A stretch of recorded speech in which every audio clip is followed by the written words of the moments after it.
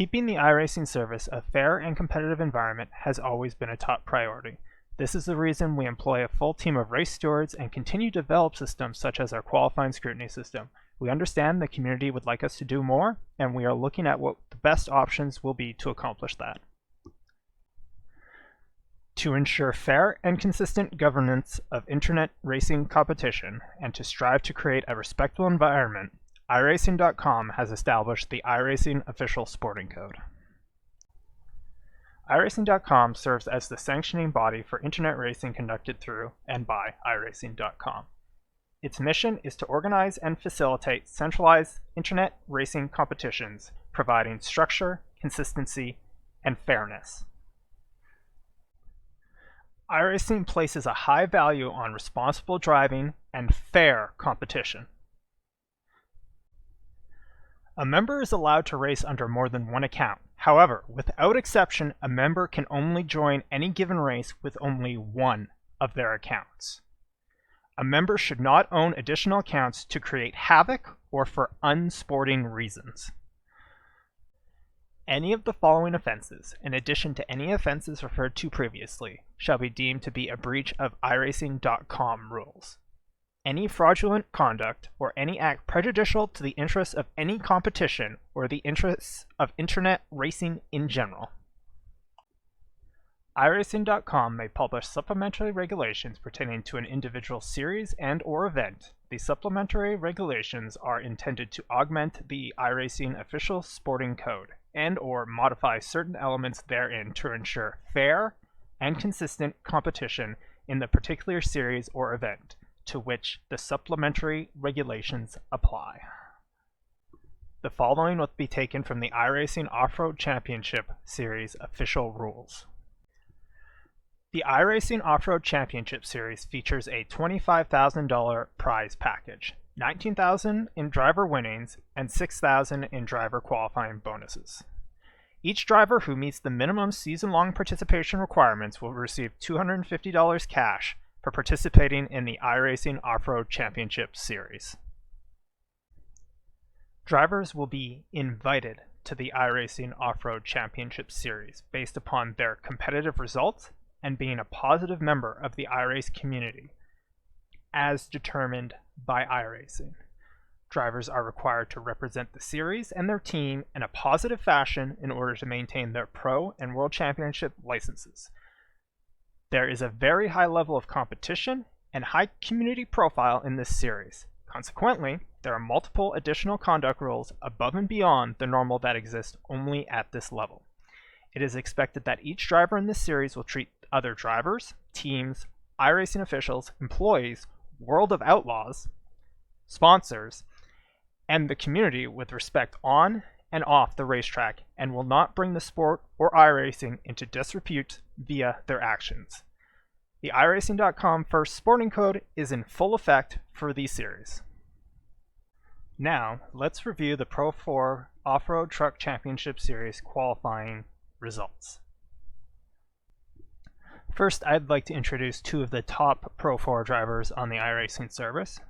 Josh Edmundson, who has a 9K I rating and wins about 80% of his races, and Christopher Plumley, who has a near 8K I rating and wins about 35% of his races.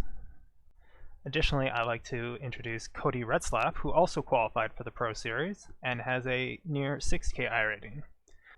I've highlighted these three drivers because each of them have a second account on which they race on. Josh Edmondson races on JR Edmondson. Christopher Plumley races on JR Plumley, which in March was changed from Dirty Plum, which is his Twitch account. And Kylie Freeman used to be Cody Retzlaff 2, but at some point in the April range, it was changed to Kylie Freeman. Since the start of the 2021 season, Josh Edmondson has entered 236 races. He has not won just 10 of them. 7 came during the iRacing Rallycross World Championship qualifying series, and 3 he finished second to Cameron Peterson, another Pro 4 World Championship driver. However, on Josh's second account, his win percentage and success dropped dramatically in the 2022 season. I've taken the time and reviewed the Pro 4 qualifying series and compiled a spreadsheet. There will be a link in the description of this video. This spreadsheet includes all the races of the qualifying series that are awarded more than 124 points. I've also taken a screenshot of every result from the series and included a link in the description to a Google Drive to review yourself. Each image is titled by strength of field, followed by session ID number if you would like to review on iRacing's website itself. On the spreadsheet, I've marked any results in green that are a driver's week high. Races in blue indicate it was the second split of a session. Purple indicates races where a second account was used, but no weekly high in points resulted, and pink indicates a race in which a second account was used and a driver received their week high points. In order to keep this video shorter, I will be selecting races to highlight rather than going through every individual race with the second account. There were over 60 races with second accounts that recorded a week high in points across the 12-week season, and even more where second accounts were used. I would encourage you to investigate further before jumping to any conclusions yourself. The first race we'll look at is a race from week 1. Up to this point, Christopher Plumley had only scored 142 points for the week in 3 attempts. He increased this by 55 points with this race. Josh Edmondson starts from the back and finishes just behind Sean Winkler. This was a common theme of the 2022 Season 2 off-road schedule, as Sean Winkler finished just ahead of J.R. Edmondson numerous times. Keith Jeffrey also benefits with an additional 15 points above his week high. Here's a race from week 2. J.R. Plumley runs in second consistently before slowing down by 6 seconds on the last lap, allowing Nick Larson to finish second. Another race from week 2. Keith Jeffrey gets his highest point total of the week as a result of a race in which J.R. Edmondson starts from the back and then finishes just behind Sean Winkler. Here's another race from week 2 in which Tyson Miller gets his week high in points, with J.R. Edmondson finishing 2 laps down despite having 0 incidents. Sean Winkler and Keith Jeffrey also attend the race. Moving on to week 3. Here is a race in which Christopher Plumley and J.R. Plumley both attend the race. However, J.R. Plumley does not join the session or turn any laps. Christopher Plumley and Cameron Peterson record their highest point totals of the week. Here's a race from week 4 in which Tyson Miller and Terry Miller receive their week high in points. J.R. Edmondson, J.R. Plumley, and Kylie Freeman attend this race, with J.R. Edmondson finishing just behind Sean Winkler. Here's another week 4 race in which Crystal King and Nick Larson receive their week high in points. J.R. Plumley and Kylie Freeman attend this race. J.R. Plumley once again finishes just behind Nick Larson. Here's another week 4 race in which Keith Jeffrey and Aidan Berline get their highest point totals of the week. J.R. Edmondson attends and finishes just behind Bodie Cryer. Additionally, this race features another thing J.R. Edmondson liked to do, which was follow someone and then back off 2 to 3 seconds and then do the fastest lap of the race. This is a fun race from week 4. Nicholas Dechalet receives his week high in points and doesn't even compete in any other races. J.R. Plumley, J.R. Edmondson, Kylie Freeman, and Sean Winkler attend, 2 of which crash on the first lap and do not even attempt to continue. Moving on to week 5, here's a race in which Nicholas Dechalet receives his highest points of the week. He had done 3 other races previously in the week and scored under 100 points in each. J.R. Edmondson attends. Well, no, he doesn't even attend. He just signs up.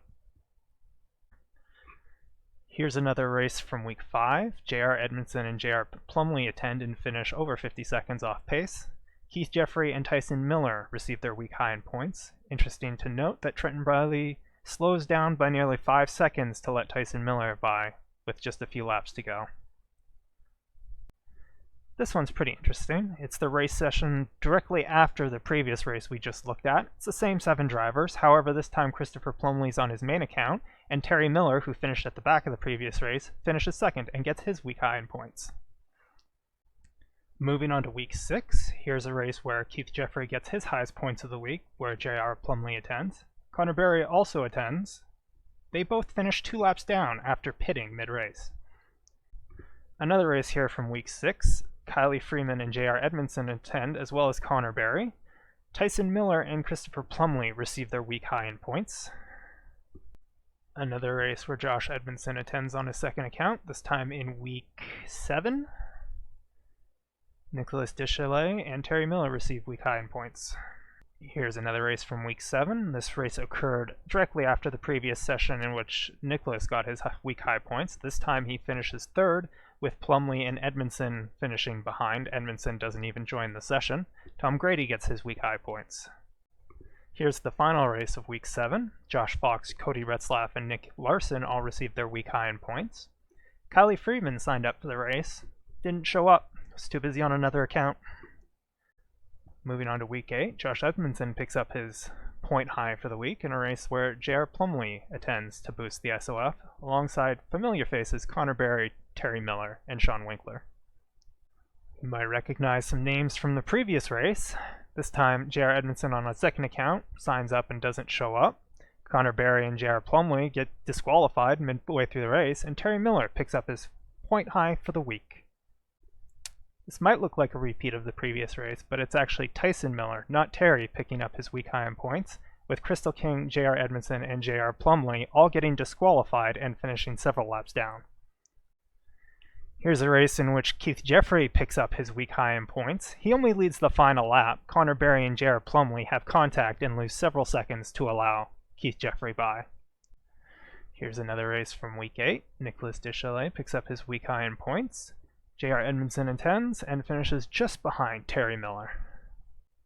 And we move on to week 9. This actually ended up being the highest SOF of the week. Keith Jeffrey and Tyson Miller pick up their week high in points. J.R. Edmondson and J.R. Plumley finish several laps down. This race occurs just after the previous race. Terry Miller, who didn't pick up very many points, signs up for a race with J.R. Plumley, J.R. Edmondson, and Sean Winkler, manages to win and picks up his week high in points. Another week 9 race. Tom Grady, Bryce Simoneau, and Nick Larson pick up their week highs. J.R. Edmondson attends and finishes just behind 2 of them. Terry Miller, who won the previous race, manages only a 7th in this one. This race from week 9 is interesting. Cam Peterson shows up to pick up his week high in points. J.R. Edmondson qualifies and tries to keep up with Cam Peterson, but then slows down suddenly and lets Tyson Miller, Tom Grady, and Sean Winkler by, with just a few laps to go, finishing just behind them. We've now reached week 10. Here's a race where Josh Edmondson picks up his week high in points, with Keith Jeffrey, Trenton Briley, Terry Miller, and J.R. Plumley attending. Here is Connor Parise getting his week high in points in a race attended by J.R. Edmondson. Here's Grady and Terry Miller getting their week highs, with Edmondson and Plumley at the back on their second accounts. Winkler, Deschalais, Jeffrey also attend. And now it's Plumley's turn. And finally, Nick Larson picks up his 200 points for the week in a race with J.R. Edmondson, J.R. Plumley, Terry Miller, Trenton Briley, and Kylie Freeman. Moving on to week 11, here's Nick Larson picking up another 200 points. He's a bubble driver, by the way. Nicholas Deschalais also picks up a week high in a race with J.R. Plumley and J.R. Edmondson. Plumley doesn't even show up, he just signs up. Here's another race where Plumley signs up on his second account and doesn't show up. Deschalais also shows up and then immediately leaves. Tom Grady benefits, picking up his week high for points.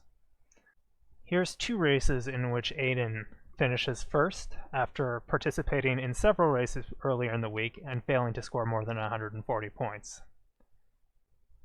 Here's Aiden picking up his week high for week 12. J.R. Edmondson attends and finishes last. And here's Larson picking up his week high for the final week of the season, attended this time by Terry Miller, Tom Grady, and J.R. Plumley. After that, there were a few more races at the end of week 12. They were pretty inconsequential, even though most of them featured J.R. Edmondson and somebody scoring 200 points. Here are the final standings for the qualifying series. I've color-coded any weeks in which a second account contributed to a week high in points. Only 5 drivers managed to go the full season without participating in a race in which they scored a week high and no second account attended the race. Keith Jeffrey and Nicholas Deschalais qualified with 7 of their 8 best scoring weeks being a result of a race with a second account. Tyson Miller, Nick Larson, and Christopher Plumley benefited 6 times.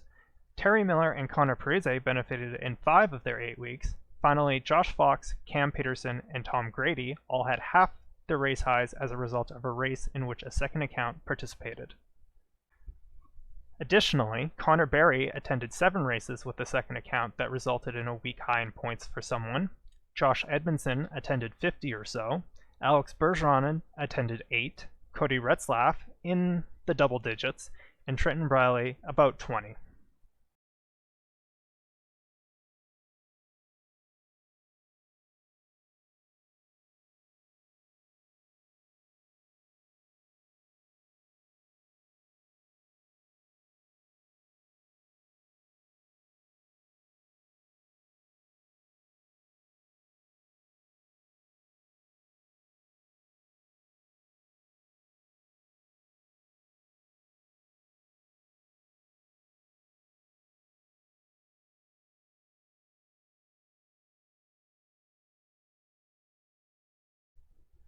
Keeping the iRacing service a fair and competitive environment has always been a top priority.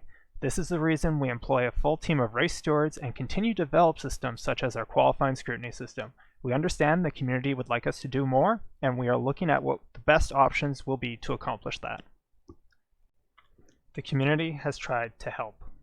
We tried to explain how the multi-class racing killed the Open Series participation and the Pro 2 Open before that. It could easily alternate like the Fixed Series does. That has been ignored for several seasons now. People do not like having other trucks not in their class affect their race. That goes for both classes and people of all speeds. It also dilutes the field in each class, so it takes away from the heads-up racing action that make these trucks so fun. Plus, not realistic at all.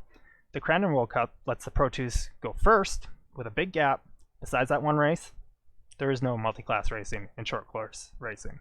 Same with us trying to implement a better schedule. Again, we get ignored and are stuck with multiple rounds at Wild Horse and Crandon Short. I did not look around hard enough into the schedule past that, but I bet there will be weeks where all the trucks are at the same track again too. In my opinion, it's just bad planning. We only have 4 tracks. Why force people to race the same track in all 3 series the same week? Stuff like this has played a big part in why participation is down. But whoever makes these decisions just doesn't seem to get it. It's sad because these trucks are so much fun to race and should be a popular series. To top it off, don't even get a Week 13 series to run at all. That was the only time multi-class was fun because SR and IR did not get affected. I feel like I'm beating a dead horse writing this stuff again, so I will stop posting about it after this rant.